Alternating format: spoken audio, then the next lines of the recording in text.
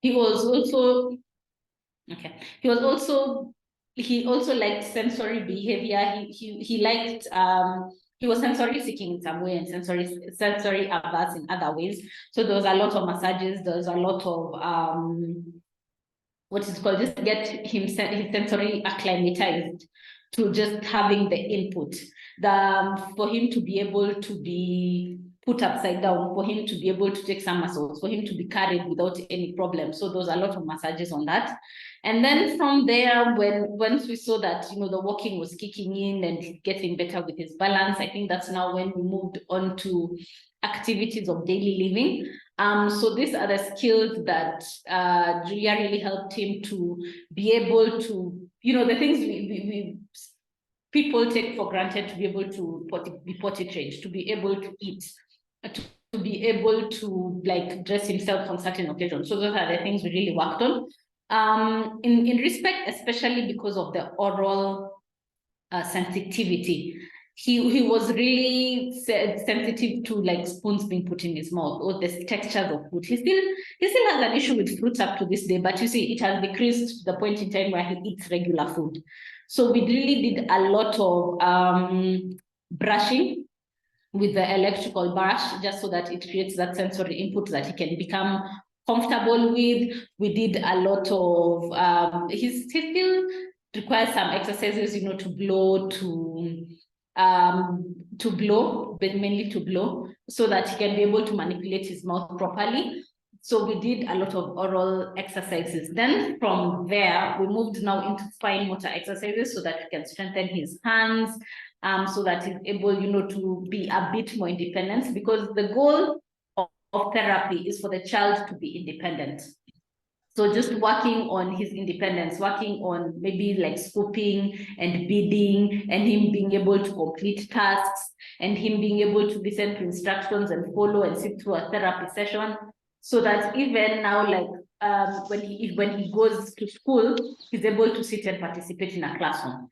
So there was that is just the basics of the therapy. So it was a lot of time spent to get him just to attain his milestones, his gross motor, fine motor, and even sensory milestones. But I can say for a fact that occupational therapy works. Okay, thank you so much, Wambui, for your story. Maybe just to indulge you a little bit more, when you discovered that your son had autism, how was it for you? How was the, receiving the news? How was it for you? It was a shock. I do remember it was a shock. It was a shock. But for me, I think for me, every time I'm told there's a problem, my first instinct is usually, what is the solution? And I think that was the hardest part of this autism journey. There is no information. You have to look for it. You have to find someone who knows. If you don't know someone who knows, you get stranded.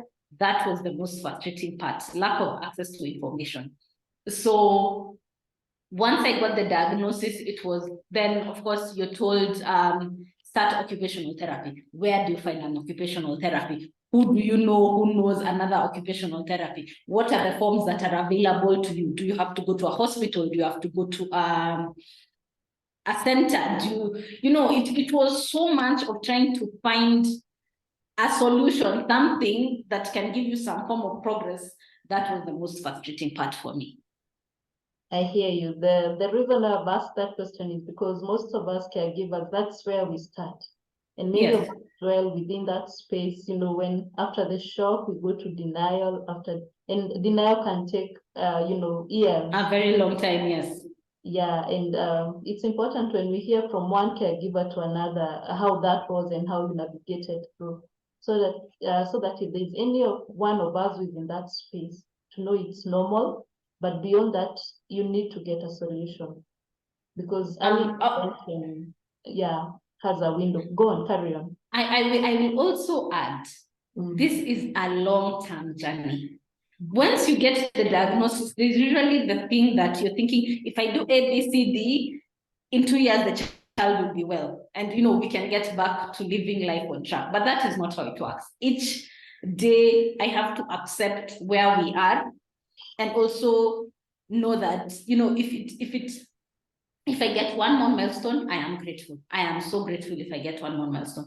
But if I don't get another milestone anytime soon, then I am still okay, because I can see how far we've come from. That is the most important part. Yes, true that. Yeah.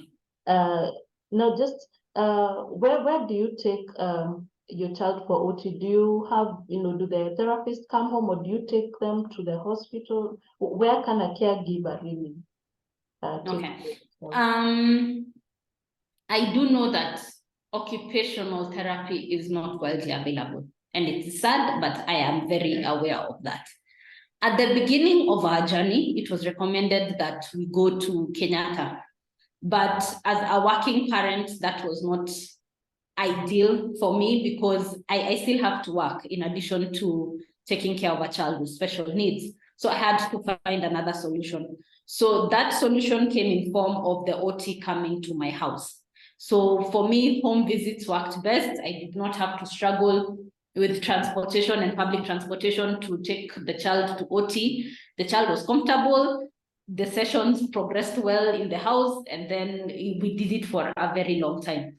I do know that not everyone is lucky enough to do home-based visits by a therapist.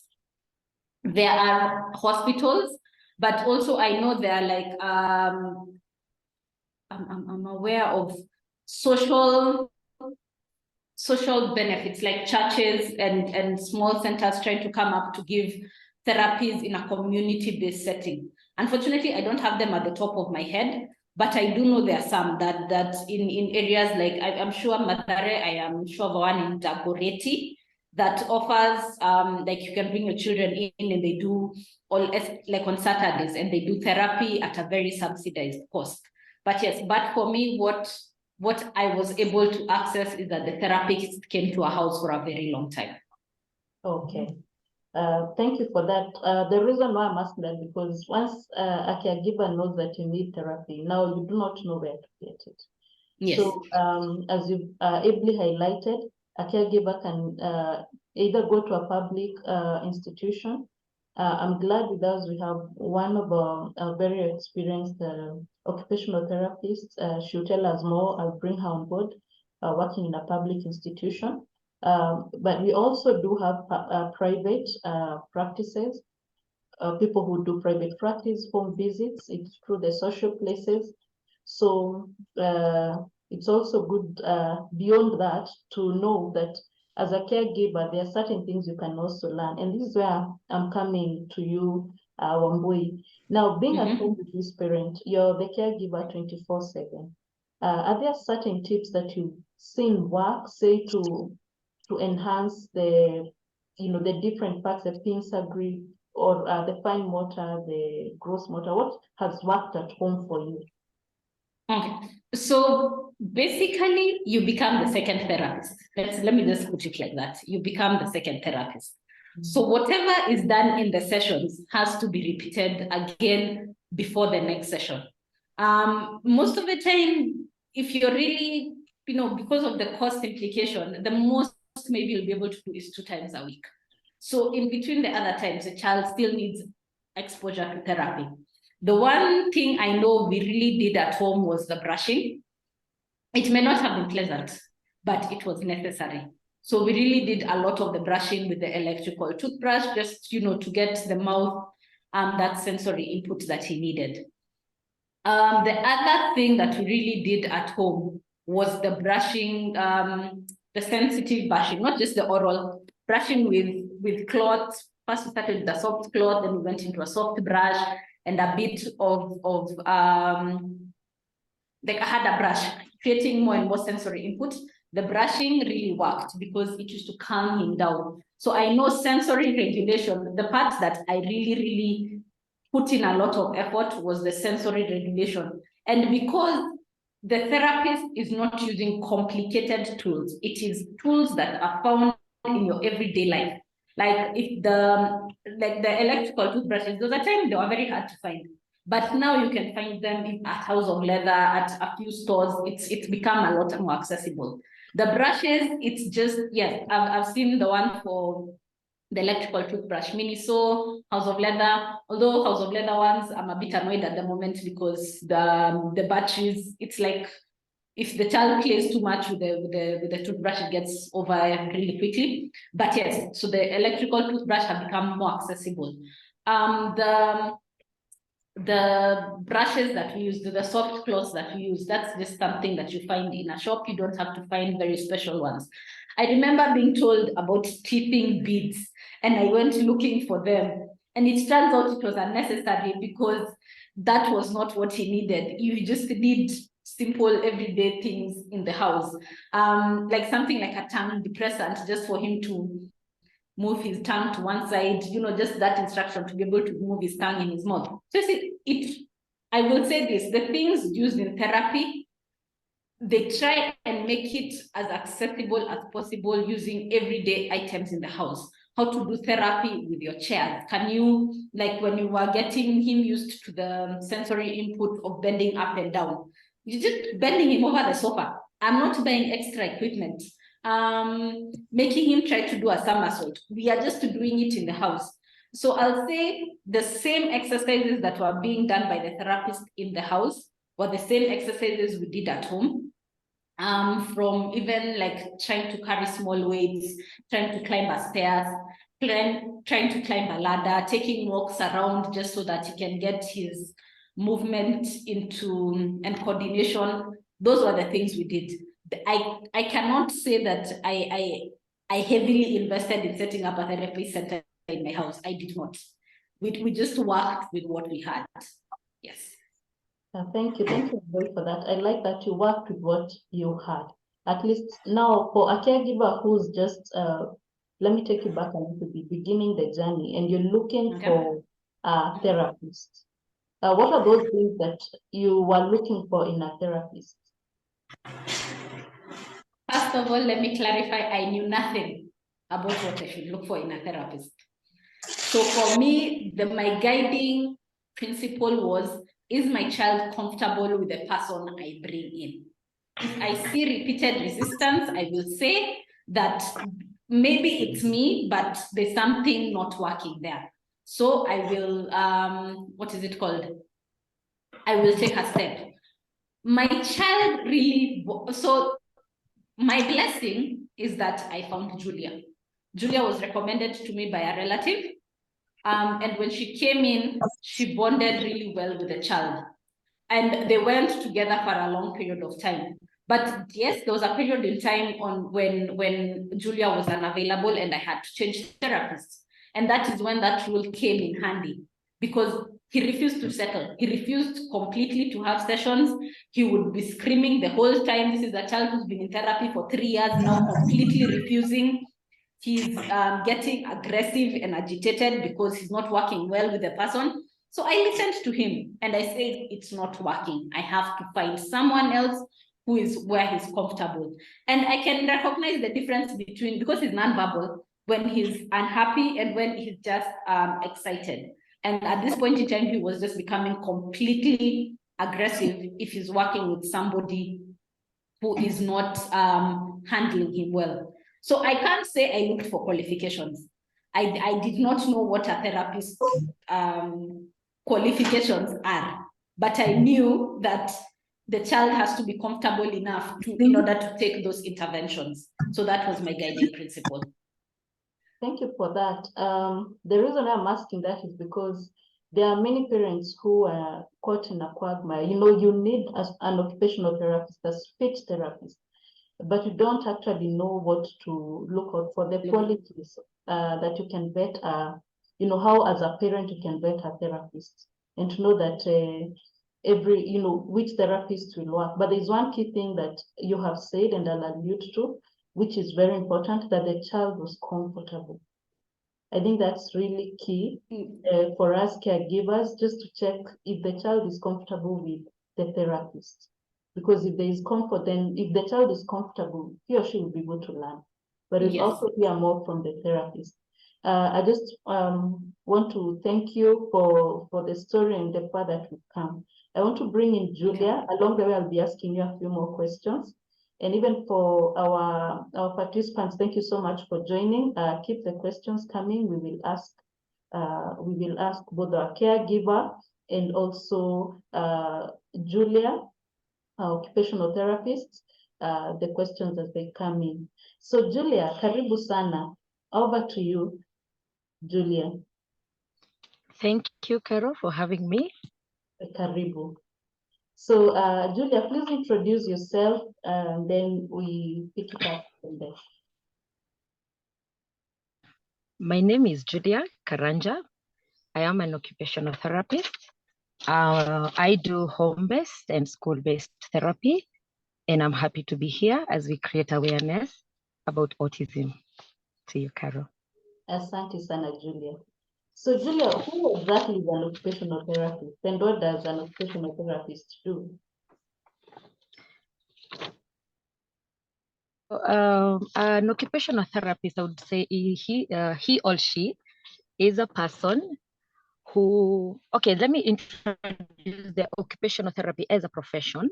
It is a health profession that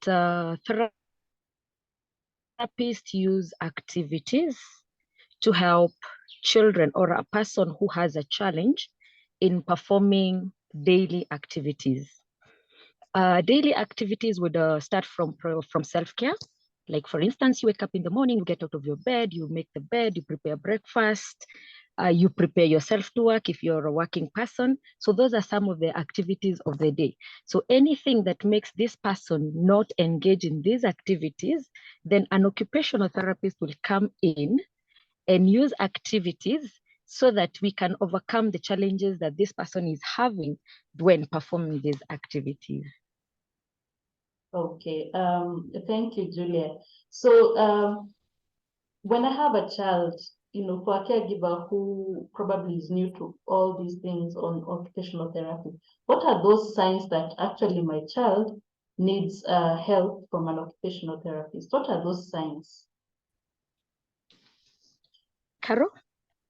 My question is, when I have a child, for instance, and I'm not sure, I'm new to occupational therapy, what are those signs that would tell me as a parent that actually my child needs help from an occupational therapist? Now, well, when it comes to a child who has any challenge that will make this child not to hit the developmental milestones at the appropriate time, that would be a sign that you will need to get some assistance so that you know why is this child not hitting the developmental milestones at the appropriate time. In occupational therapy, we say that a child's occupation is to play. So if a child is not able to engage in play, then you also need to get assistance as to why is this child having a challenge. The other thing that you'd also look at is, for instance, a child is over one year. This child should be having a few words here and there. At times, you'll feel like the child has kind of delayed in achieving things like speech.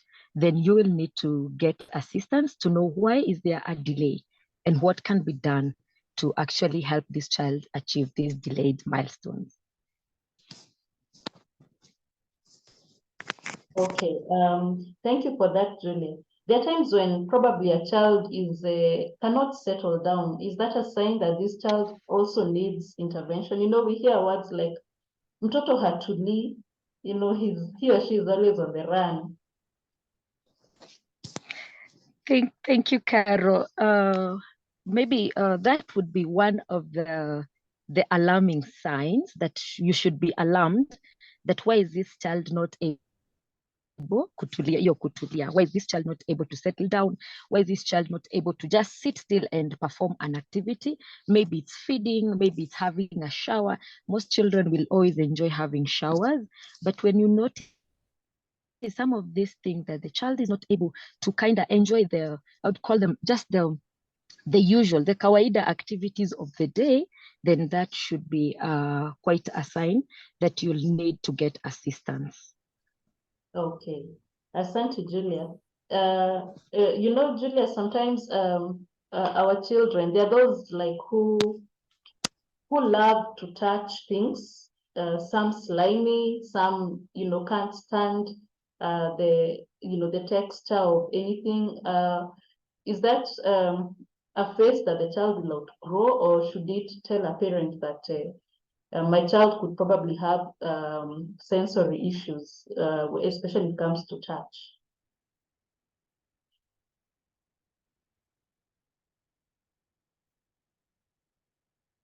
Julia? Yes, please. Yeah, I repeat the question. I think, okay, maybe can I just come again?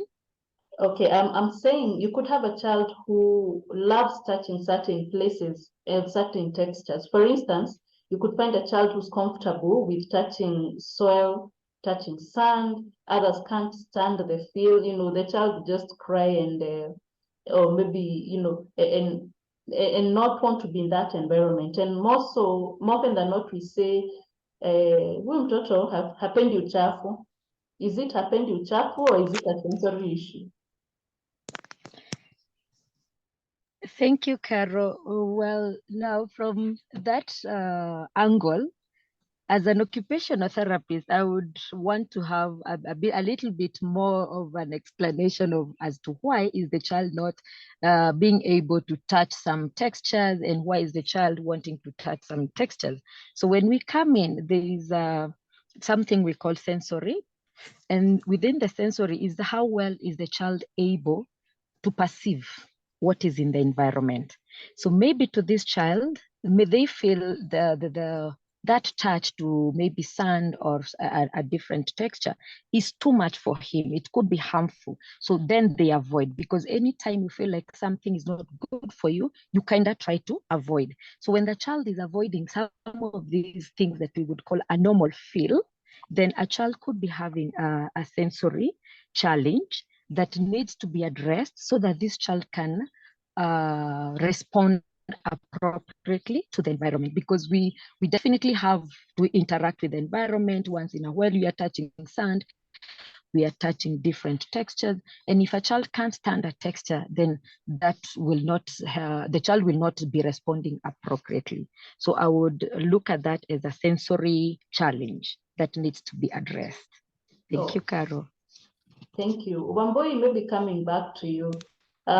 Did you, experience some of these sensory things? I know in this journey so far, you may have seen one or two, three things. Maybe you can tell us what you experienced once more.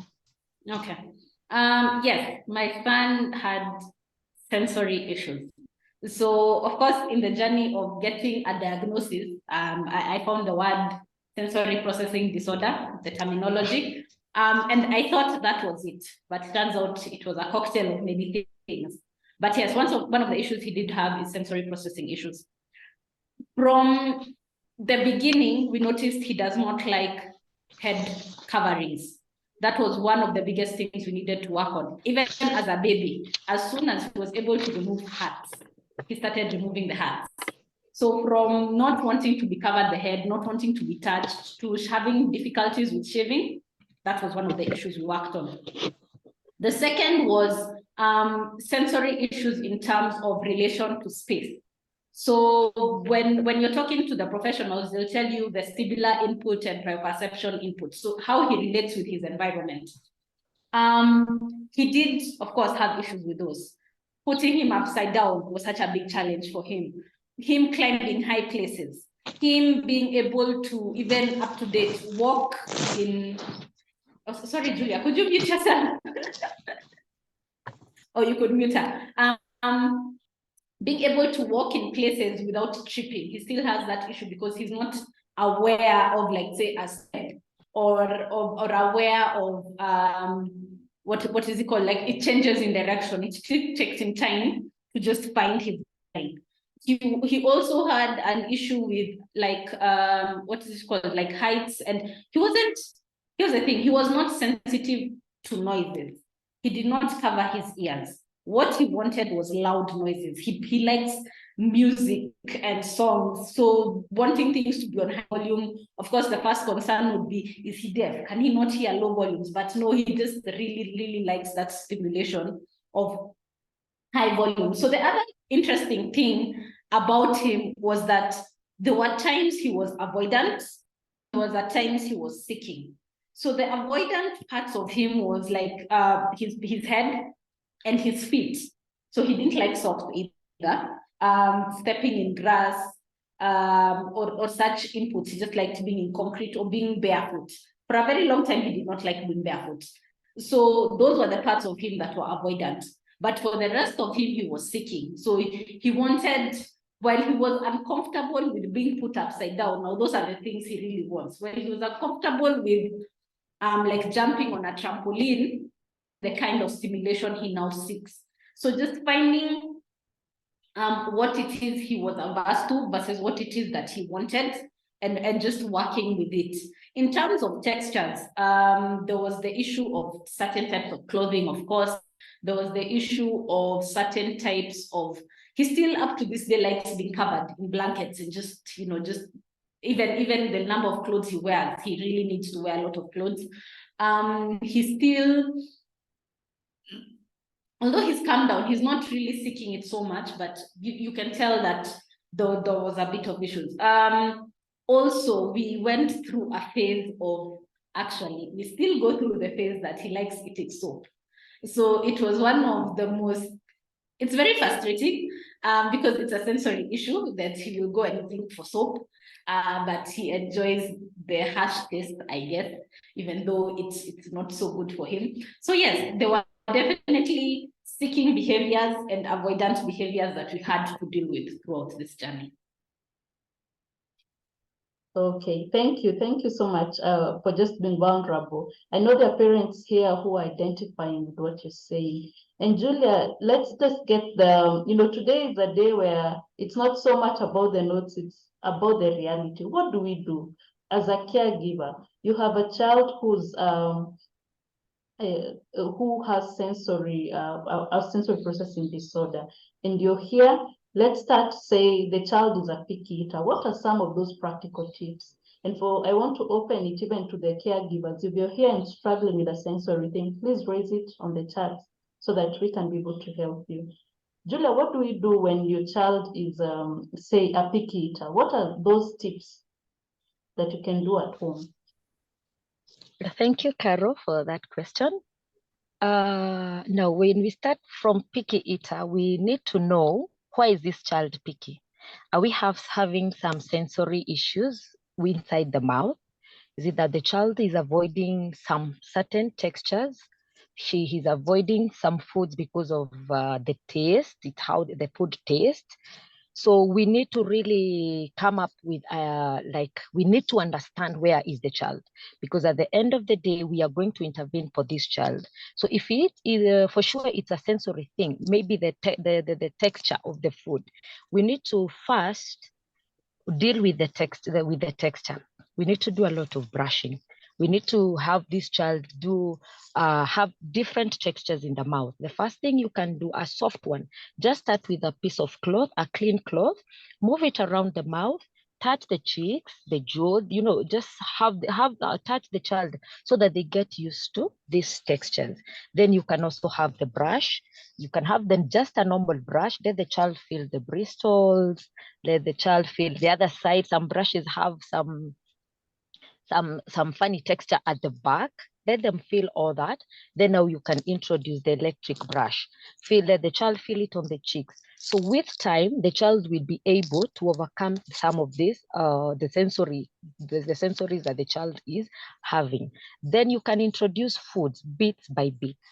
This one, we have to be very patient and very consistent. You introduce food and just prepare the child. psychologically. Tell them, today we are having this and that. We are going to introduce something. Because one thing about these children, they can hear you.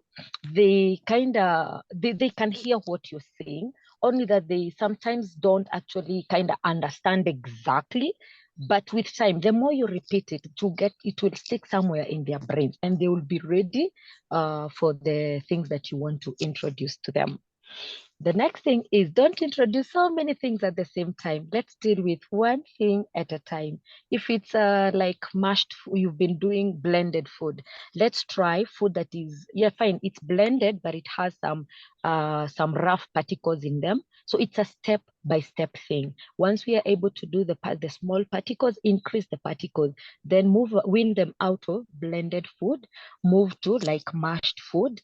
Then you keep on increasing so that the child gets used to different textures. The other thing is as well, like, for instance, there are some children who don't like vegetables. So when you're doing the vegetables, what I advise, you can chop these vegetables very small pieces that can actually can't choke the child. Then mix it with food. And then as they are eating, as they keep on accepting, then you can move on to the next level.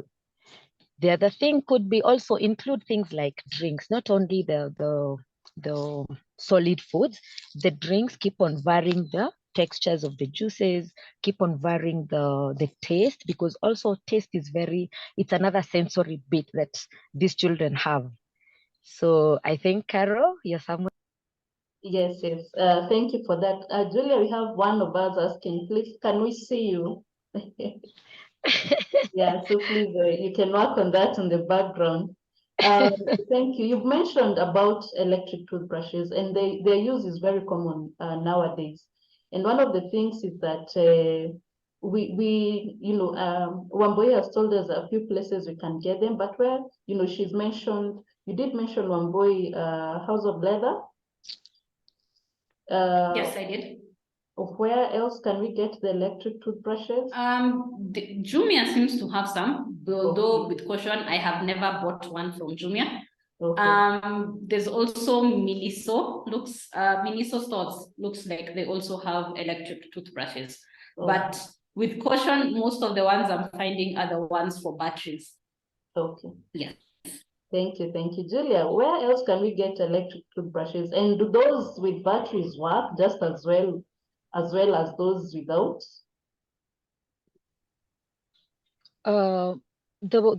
Just like Wamboi has said, the ones with batteries are the most common type that we have.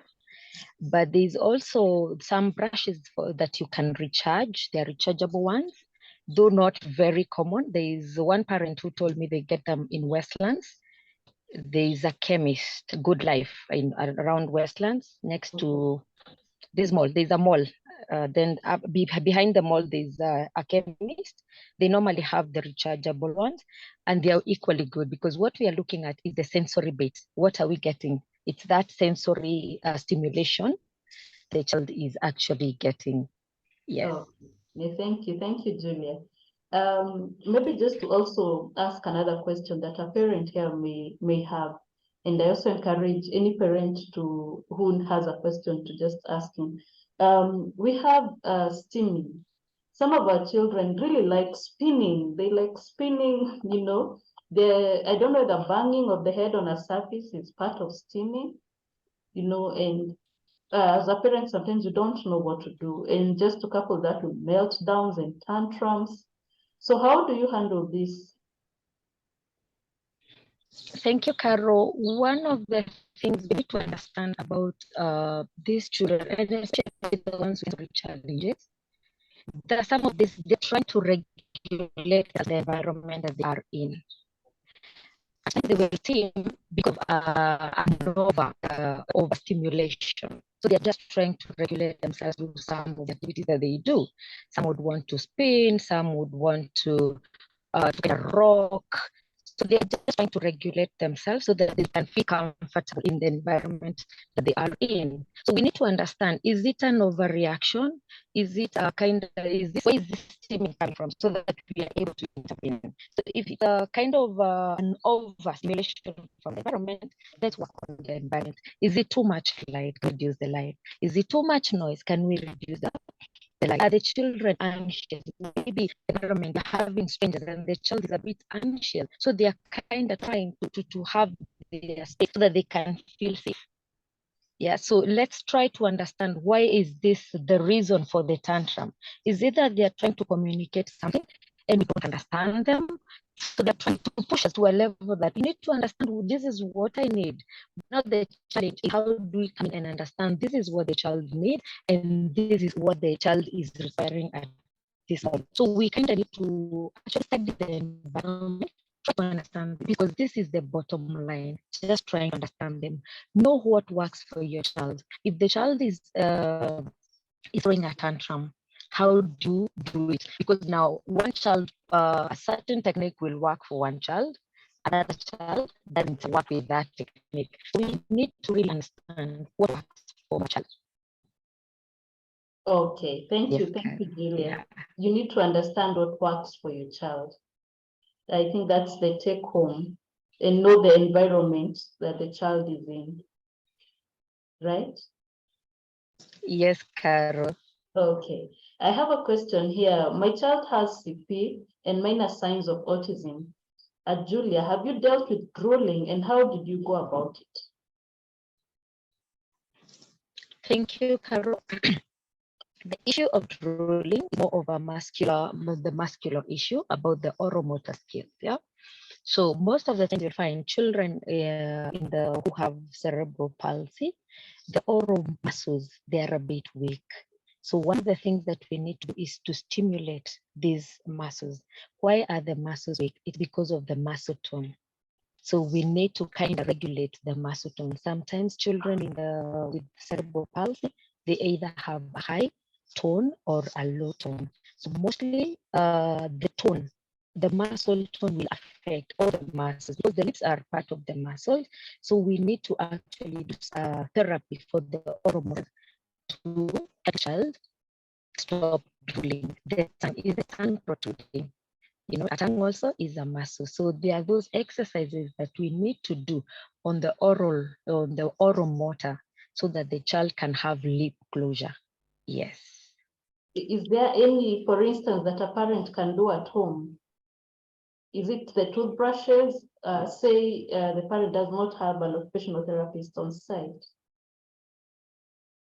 So there are some like home programs that we normally train parents on what to do. Like for the oral motors, there are exercises that you can do on the cheeks. You can have like, I don't know whether you can say this, circular motions around the cheeks, the circular motions around the cheeks. Then the lower lip, you do massage to upwards to encourage the lower lip to come up and close. Then there's this for the upper lip coming down to just have the lips come together. But this needs a lot of repetition because it's a muscle and it takes time to actually get that to get that goal. So there are also activities that you can do. Some of the activities that OTs do, they are bits, I don't know, in quotes, I'll call them kind of childish, you know, like the sound, what does the engine of the car say? Look at that. You know, those are some of the activities that you can do. And it also have the child, you know, the child is looking at you, you're making some funny movements of the mouth. So at this time, when you're working on the lip closure, you're still working on so many things. The child will try to copy you, what you're doing. And at the end of the day, with repetition, that has to be there. Consistency, it's one of the things that is required in therapy. Yes. Okay, thank you. Thank you, Julia, for that. And thank you also for that question. Please bring them in, let them come and get help today.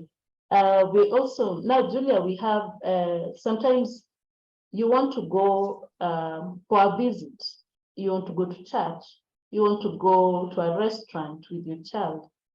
But for many parents with children on the spectrum, it's not an easy thing to just go with that child.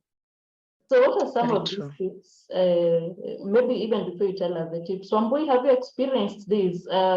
Is it hard for you to actually go with your child somewhere? Yes, and for me, I think I came to acceptance that I do what my child is comfortable with. There is no point in, I know there are activities that adults like, but there's no point in overstimulating the child and then they get a meltdown and then I have to leave early.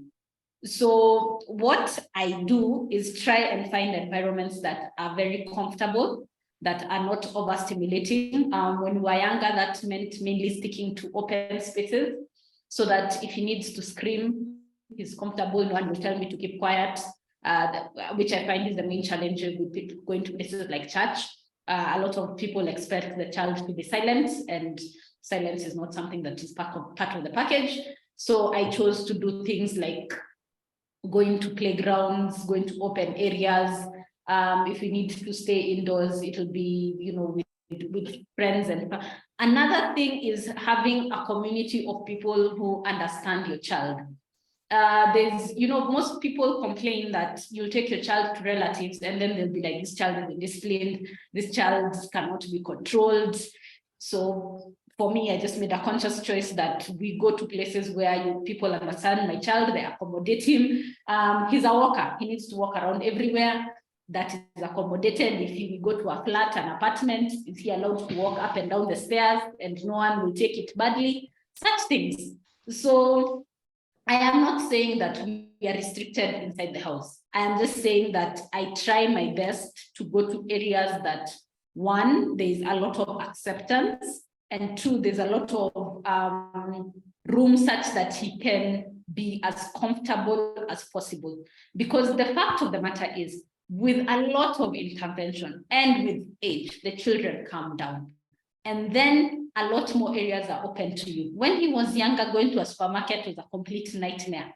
I have had to carry him out and people are wondering, why am I with this screaming child? Now, we go to the supermarket. He takes what it is he wants. I understand what he wants. We do the shopping. Life is a whole lot more regulated. So in the beginning, it is a struggle and you will feel like I just have to stay in the house with the child. But understanding that part of, we go to places where, the judgment is reduced and he's a lot more comfortable, means that even I can relax a bit more, which is the point of these social outings, for the parents to relax a bit more. Thank you for that. You may have seen me smile, it's because I identify with what you're saying. I'm also learning from you. I have been there. So I know how it really does feel. I hope also for another caregiver, you can, identify and get some tips. Go to an environment where the child actually is comfortable. Now, Julia, now coming to you, what are some of these tips that we can also do so that it gets easier to go somewhere with our children? So first of all, just like Wambui has said, you need to understand the child. What tends to overstimulate this child? So that to start with, you avoid their stimulation so that the child can remain as calm as possible. Mm-hmm. The next thing also, you also need to take care of yourself, because the moment the child is up there, you tend to get frustrated and you might overreact. So we need to go to a place there, both of you, the parent, the child, you are comfortable. So some of the things are also, like, for instance, when the child avoids some things, please don't push. It's a day at a time. Let's take things slow. One time, the child will be able to appreciate. If the child avoids things like swings, the trampoline, all those activities, please avoid them. Don't overdo it. Let the child be as calm, as comfortable as it can be, so that we avoid those scenarios of being overstimulated and now throwing a tantrum, and you'll be all over. Everyone will be looking at you like, what's happening? And people don't actually understand. I have seen a case like in a church, for instance. A child comes in, the child starts screaming. And people are just looking at this child, and this boy is quite big, like 4 or 5 years. And we kind of don't understand. The world doesn't really understand what is happening. And really, there's a lot of, I don't know how to put it, but with it's kind of stigma or lack of information. Like, how should we deal with these children? When a child starts overreacting, what should we do? We just pull them away from the stimulation, and the child calms down, and we are able to carry on. Yes. Okay, thank you. Julia, there's some home-based tips that we can do to teach our children on matters transition, because we find that there are certain children who really struggle with transition, like from one activity to another. You are going, you're going to church.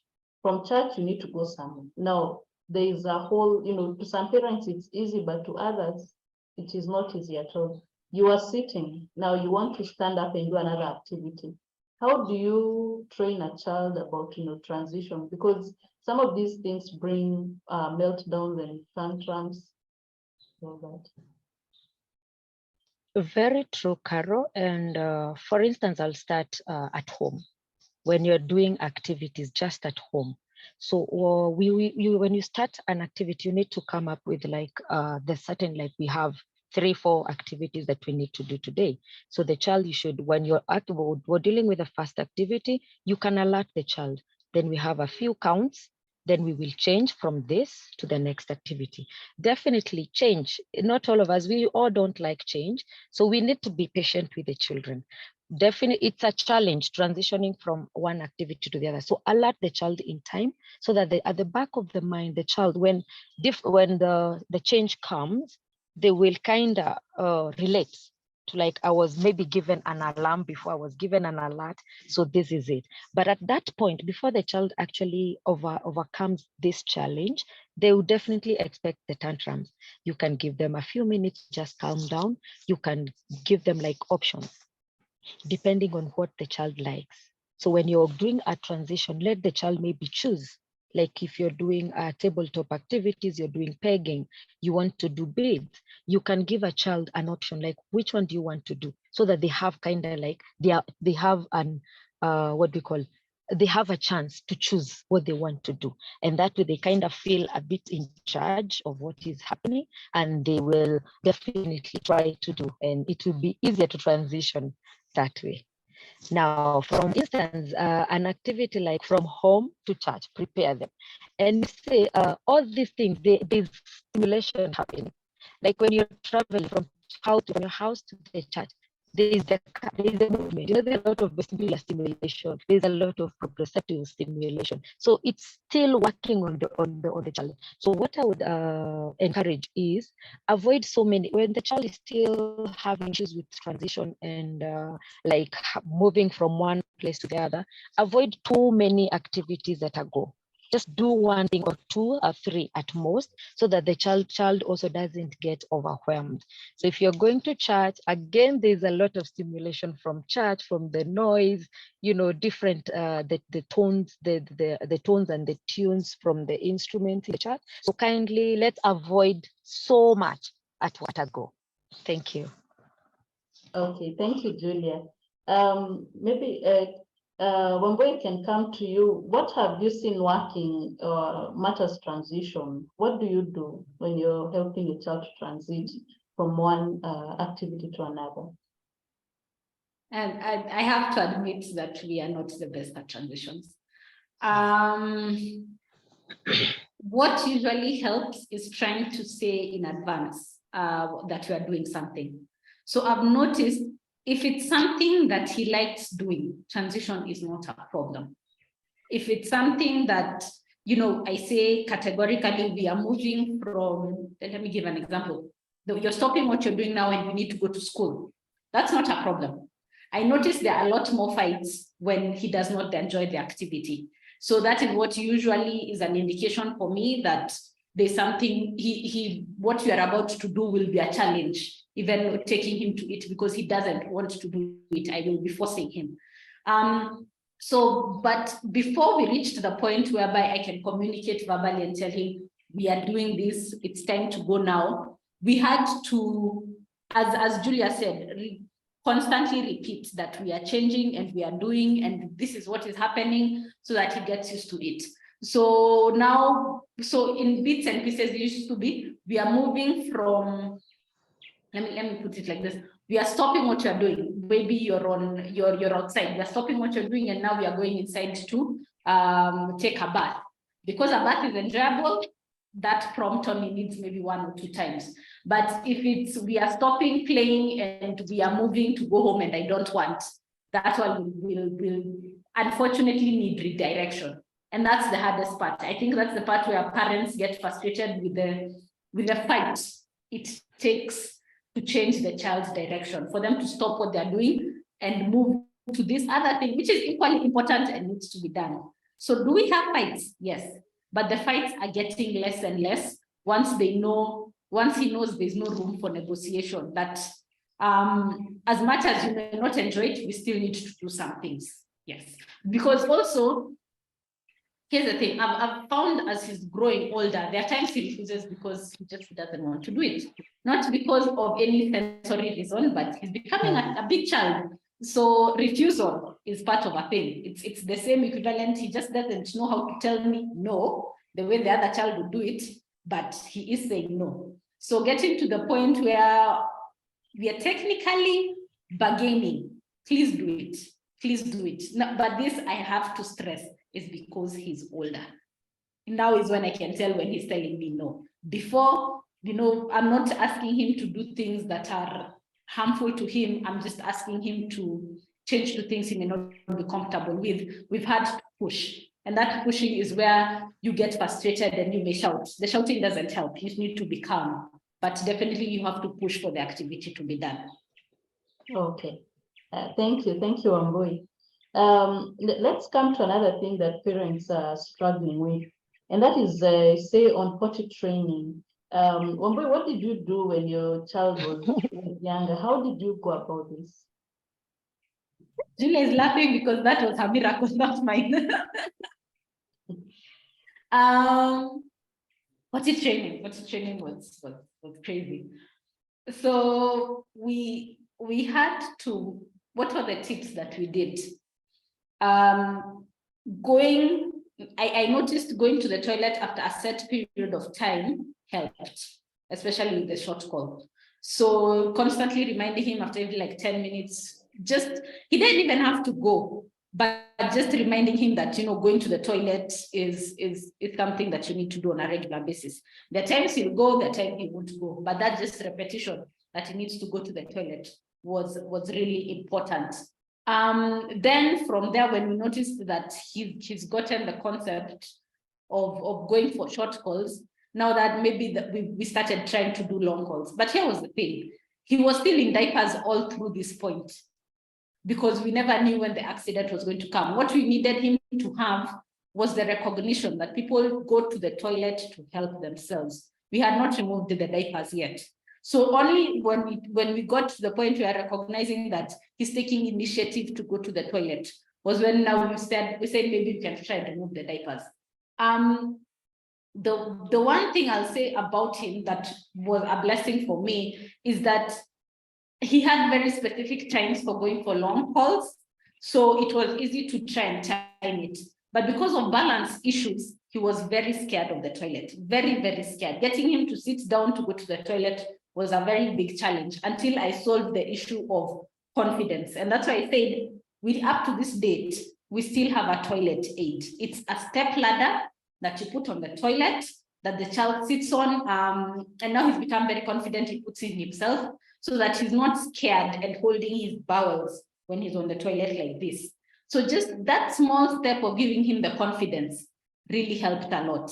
The other thing is having I know it's frustrating to keep on cleaning up after an older child, but just not getting angry when there are accidents. I noticed that my child is very, very sensitive.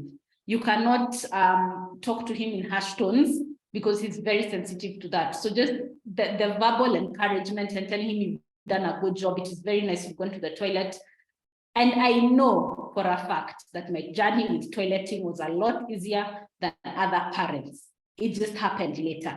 Instead of it happening at the age of 18 to 2 years, it happened when he was like 4. It may have been delayed, but it was a lot easier compared to other parents, you know, whose children maybe do not have the awareness to hold and know when to release at the correct time, or children who are so sensory scared that they hold in the solids and become constipated. We do not have those challenges, and I'm very aware of that.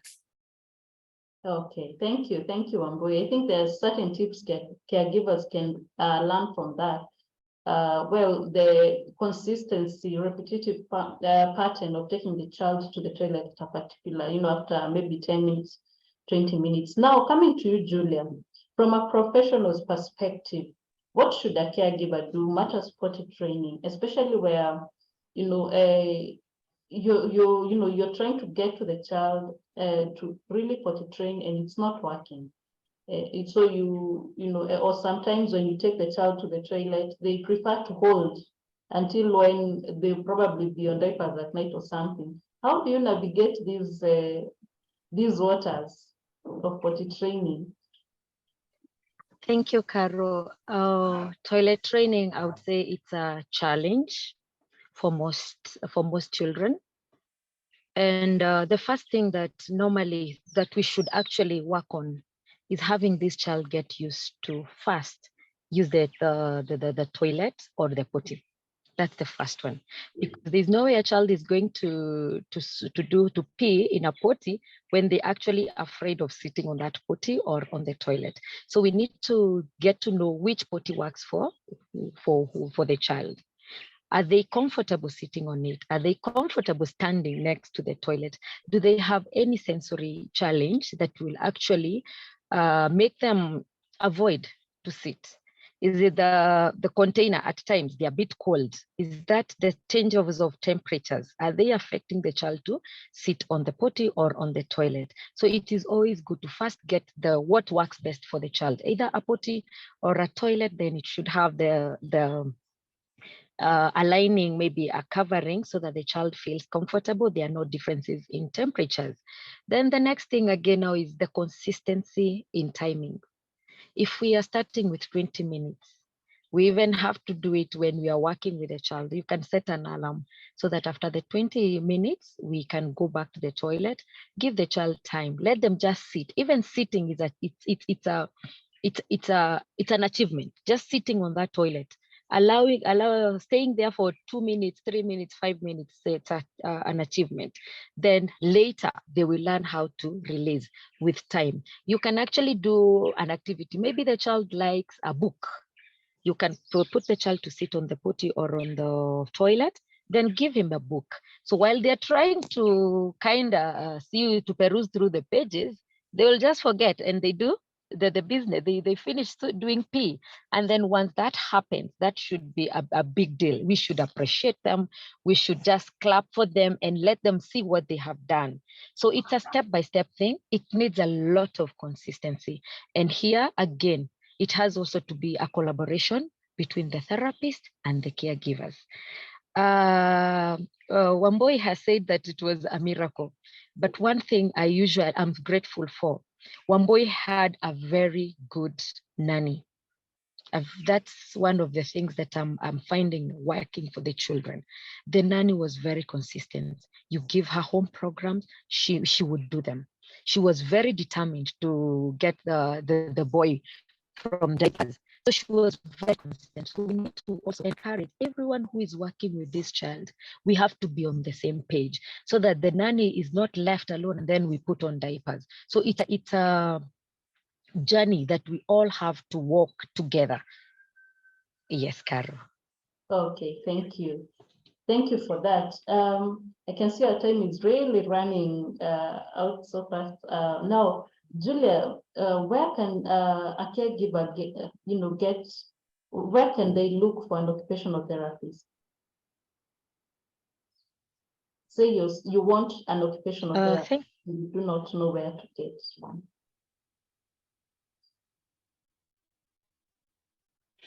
Okay, thank you. One of the things for a parent to require an occupational therapist, then it means you have gone through like, and now you're for the team for intervention. So from the person who diagnoses, like your pediatrician, your neurologist, should be able to connect you with these people. OTs are found in hospitals. So your pediatrician or neurologist will refer you to OT department. Once you go there, they will do the assessment and all that. And if you prefer to have like a home-based, a therapist who comes to your house, you can inquire from the therapist in hospitals.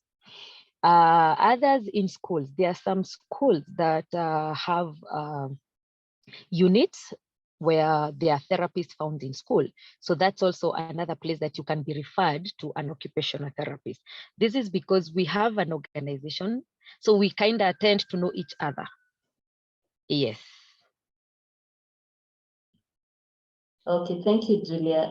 You know, I want to, okay, my video. I want to bring in Dorothy. I call her Dorothy, but she will introduce herself. My apologies.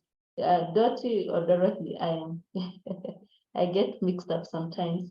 Dorothy, karibu sana. I want to bring you on board because we have, you know, we have what the government is doing, and to most caregivers, it's unknown to us. Please introduce yourself and tell us more on what you're doing and what is there for the caregiver in government. Thank you so much, Carol. Is it good morning? Good morning, everyone. Good morning. Yeah, I'm Dorothy Gitari. I'm an occupational therapist. Julia was one here ahead of me. Hi, Julia. Hi, Dorothy. Pleasure to meet you in this forum. Great to meet you too. Yeah, thank you so much for the nice presentation. Thank you so much, Carol, for organizing this one. Now, I want to emphasize on what Julia has said. Matters of autism and the meltdowns and the tantrums. The key is recognizing what is causing this tantrum. The moment you realize what was the source of the problem, an OT or the caregiver is able to sort out the issue. So in the government side, we are happy the occupational therapy services can now be found in most of the facilities. We have the health centers that are providing occupational therapy services. Initially, the OT services and the rehabilitation services in general were only found in the level 4 hospitals and 5. But of late, even most of the village dispensaries and the health centers, we are finding the rehab services. Also, on the other thing, I am so grateful to the government. The registration of persons with disability have been devolved, not like the way people could travel all the way from different counties, from Migori, from Kisumu, from Tharaka-Nithi, from Meru, Embu, Mombasa, coming to Nairobi for registration. But currently it's being done at the county levels. And that's a score to persons with disability and autism not being left behind. So on other issues is that the government is trying to work so hard to ensure that these persons with disability, including the autism, that they're included in all activities, school inclusion, also at the workplaces, and also during constructions. The government is ensuring that most of the buildings are accessible to persons with disability. Thank you so much, Carol.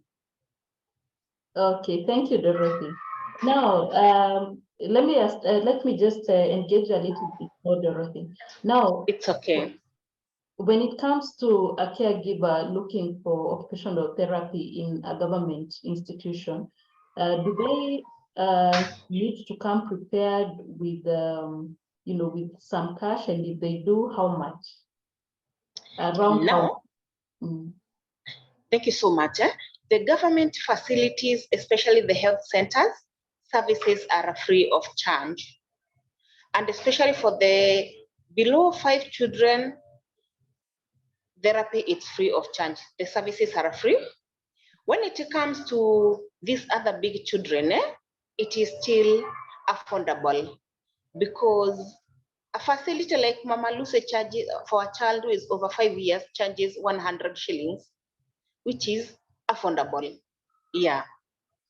Okay. Now, like how many sessions, do you have like a timetable where people come different days, or they can keep coming? Yes. However, we got a challenge because of the workloads. You find that a facility has 4 therapists and the booking is over 30. So sometimes others will come and others will not come, and also we got the walk-ins. So you find that these children are booked once a week. To some extent, bookings go even after sometimes even bookings goes up to once in a month, twice in a month, depending on the conditions of the baby. Yeah. Okay, thank you for that.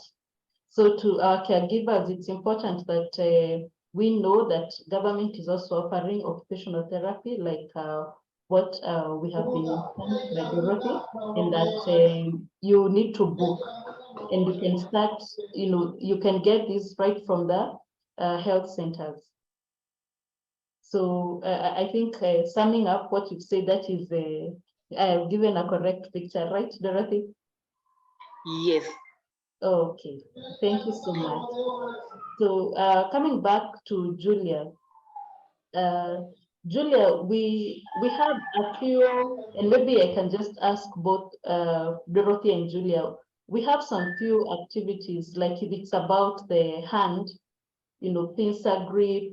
What home-based activities can you tell a caregiver? Like what can a caregiver do to enhance that?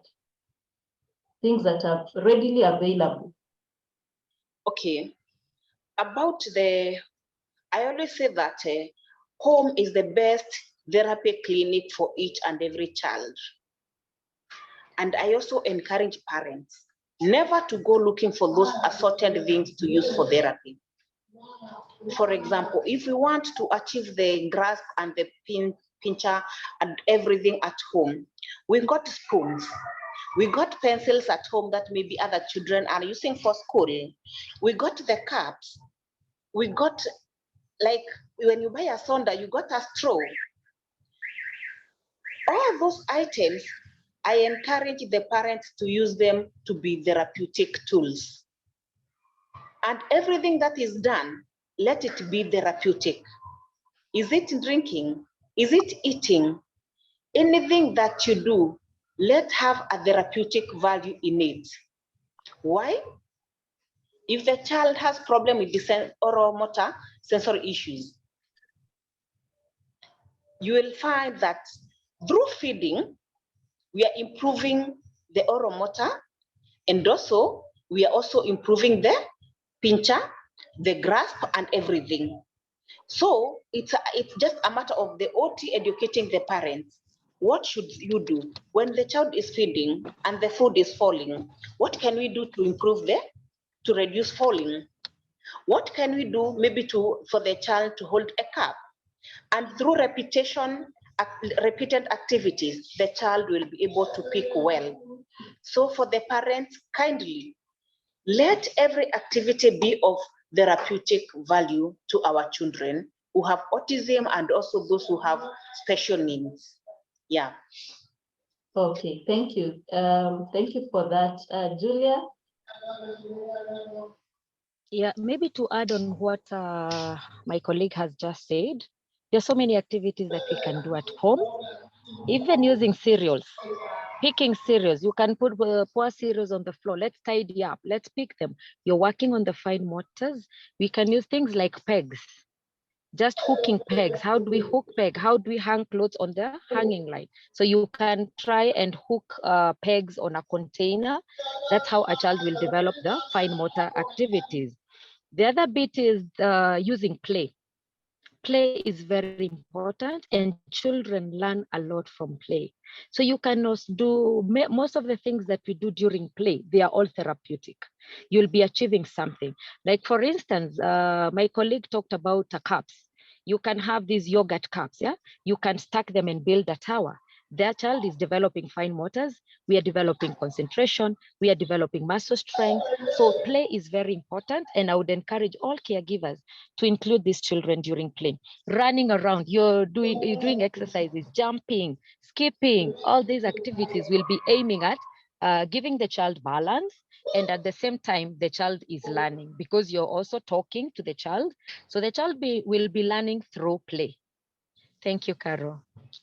Okay, thank you very much. Okay, to add on something, yeah? Yes. Let's involve the children in our roles and routines at home. If you wake up and you want to make the bed, don't let the child go out. No, do the bed with him. If it is cooking, involve him. You are cutting the onion, let him cut the tomato. You are making chapati, give him a little dough to also roll. Through that, the child is learning, and it is more important when the child learns through doing and participating in activities that the other people in the house are doing. Yeah. Wow. Okay. I like that, we involve them in everything that we're doing, and we see those easy things that we can, from the house that we can do. I'm seeing a question here. What are disability benefits as we wind up? What are disability benefits, including occupational therapy, offered to persons, offered to persons with autism, children, teenagers, and adults? What are the disability benefits, including occupational therapy? Maybe Terry, probably you can ask that verbally so that we can follow your train of thought.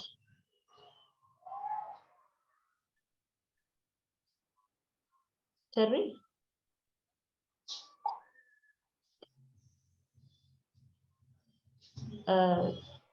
Or maybe Julia and Dorothy, you have understood the question. What are disability benefits, including occupational therapy offered to persons with autism, that is children, teenagers, and adults?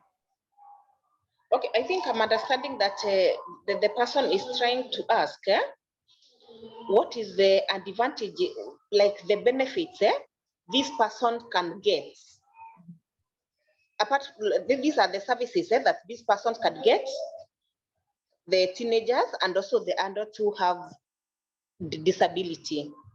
The point number one, advantages of occupational therapy is that this child will be able to perform his or her roles without much difficulty.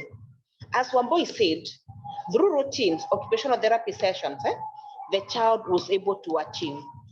And also another thing is that when it comes to the government side, when you want to import an item for this child, they are tax exempted.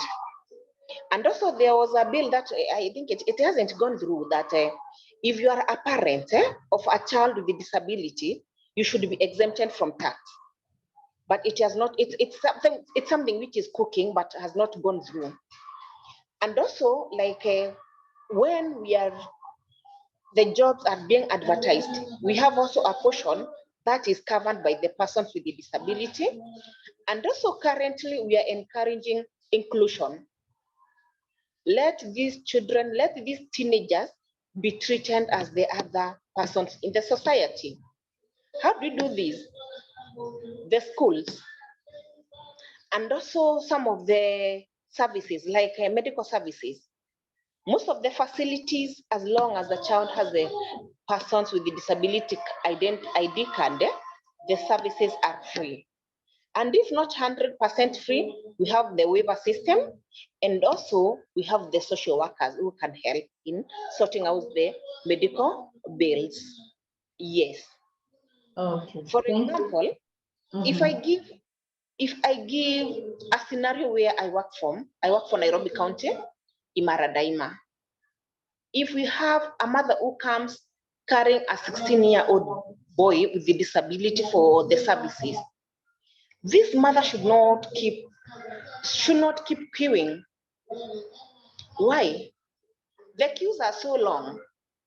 But now look at it, this mother with a 16-year-old boy on her back, will queue for like 3 hours, just like the others. From there, this mother starts complaining of the back pain and the chest pain. She also becomes sick person who will take care of the other child. So we try to encourage these services that when these people come, let them be given a priority. Because a child, I just want to take this example, Carol, with your 16-year-old girl with cerebral palsy, with very high muscle tone on your back for 3 hours, or seated trying to move with the child. By the time you are leaving that place, even changing this baby, even changing this girl, maybe she got menstruation period, even changing the girl, it becomes a challenge. Yeah. So I think we need to also encourage these parents, let them come out. We are there to support them. I'm sorry, my daughter has just joined me. We are in school. Okay. Yeah, it's closing day. I had to request for some time and stay in the office. Okay. Yeah. And also to say she's a stroke survivor. Okay. At the age of 7, she suffered multiple strokes. That was like 4 times. But currently she's good. And that's Nakuja. Thank you so much. I think these people with children with special needs, they are special beings. And for me, I really appreciate them. Wherever I come across one, is it in the social media? We must create friendship. Thank you so much. Thank you, Dorothy. We appreciate your insight and input and good work for what you've done for your daughter. I see Wamboi is about to leave us, our parent. We're very grateful. Wamboi, maybe you can give us a parting shot as I also now go to Julia. Okay, I would just like to say that it is not completely hopeless. It is not completely hopeless. You can find ways of helping your child, but the most important is access to information. And I think forums like this are very necessary so that parents can know where to start, because usually that's the hardest part. Once you start and you get into a rhythm, things become easier, but the starting point is usually the hardest thing. So yes, this access to information is very, very important. Yeah. Okay. Thank you, Wambui. We appreciate your time as well. We are really glad. I know we've learned from all of us, and may the Lord bless you, even as you now leave. Feel free. Thank you. Julia, I know you're also pressed on time, but please give us a parting shot as well. Thank you very much, Carol. It's a good forum where we get information. And normally we say information is power, so that whenever you find yourself in a certain situation, you can speak out and you're able to be helped. So another thing that I really want to encourage parents, it's not the end of the road. These children, God created them with a purpose. And God will definitely fulfill the purpose that He had for these children. They are only differently abled, because one thing I'm really grateful for, we were doing I was doing an activity with a child and we were doing scissors activities. So we were like doing shapes. And I was taught to cut a heart shape by a child in the spectrum. That has always been a big deal to me. I didn't know how to cut a heart. I could just do the normal shapes, the triangle, the circles, and the rectangles. But the heart shape, I was taught by a girl in the spectrum. So definitely they are abled differently. Thank you, Carol. Okay, thank you, Julia, for that. We really appreciate every last one of us. It's 12:04. I know we had technical challenges. Thank you for just bearing with us. And now we want to bring this to a close. I hope we have learned something, we enlightened. Just want to thank once again all our panelists, thank all the participants, and we hope to meet you next time. Next month, we are having another webinar on communication, still on autism and communication. So still feel free to join us, and may the Lord bless all of you. If you have any question, you can still send it in. We'll send them to Julia and we'll give you the feedback. So we want to close with a word of prayer. And I would like to request one of us. Carol, are you with us? Yes, I am. All right, Carol, please close for us with a word of prayer. Okay, let us pray. Father Lord, in the mighty name of Jesus, we come into your holy throne this afternoon, full of thanksgiving, oh God, for this session that we've had, Father. We bless you that, Father, we've been edified, oh God. We've come out of this webinar with information on how to help our children. And that, Father, you've given us hope, Father, that there's still something we can do, Father, and that there are a lot of help available for us, oh God. Thank you for restoring the session, oh God. When we had technical issues, we give praise and honor unto your name. Thank you even for the participants. We thank you, Father, for Carol. Continue to strengthen her, oh God, even on this journey, Father. We give you praise, we honor you, and we worship you. For we pray this, believing and trusting in Jesus' name. Amen. Amen. Thank you. Thank you to all of us, and may God bless you. Should you need a support group, talk to us. We have one, and we'll plug you in. Baraka. Bye. Thank you so much. Okay, thanks.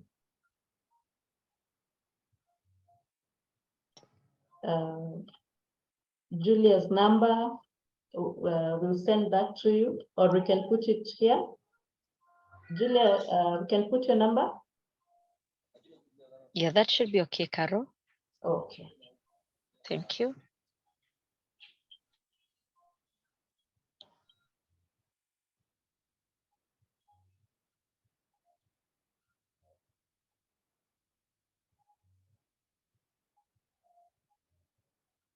That is so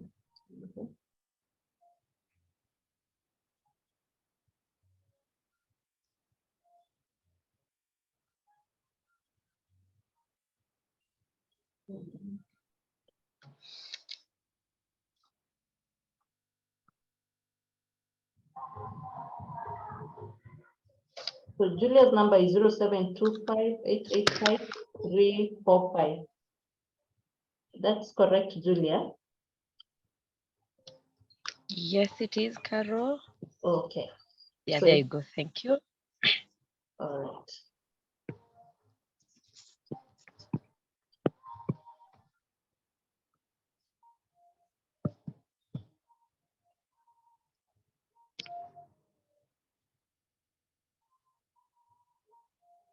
Okay.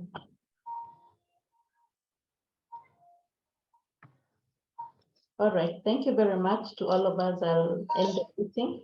Dorothy, I'll attend to you just after this. Okay. God bless.